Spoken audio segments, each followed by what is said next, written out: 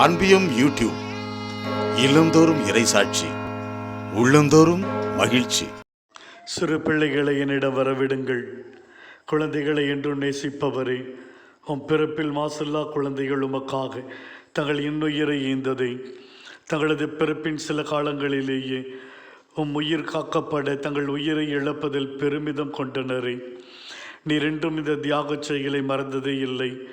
இக்குழந்தைகள் தங்கள் உயிரை கொடுக்காமல் இருந்திருந்தால் என்னவா இருக்கும் என்றும் கூட யோசித்திருப்பீர். மிகுந்த பாசத்தோடு குழந்தைகள் ஓடோடி வந்தார்கள்.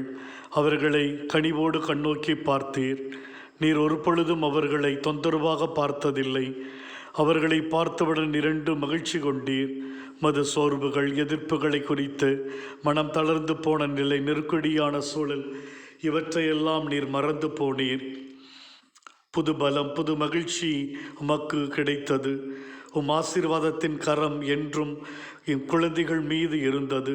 என்றும் அவர்களை நீர் கண்ணோக்கி பாரும். நோயினால் வேதனைப்படுகிற குழந்தைகளுக்கு நல்ல சுகத்தை கொடுத்தருளும். நல்ல எதிர்காலம் கிடைக்கட்டும். ஞானத்தால், அறிவால், ஞாபக சக்தியால் நிரப்பும். அனாதையாய் இருக்கிற ஒவ்வொரு குழந்தைகளையும் அரவணைத்து கொள்ளும். அவர்கள் நல்ல எதிர்காலத்தை பிள்ளைகளுக்கு கொடுத்தருளும். குறைகளோடு இருக்கின்றவர்களை மாற்றி ஆசீர்வாதமான வாழ்வை தாரும். இந்த அன்பியம் யூடியூப் சேனலை நீங்கள் ஷேர் பண்ணுங்க, சப்ஸ்கிரைப் பண்ணுங்க, லைக் பண்ணுங்க. Wish you all the best.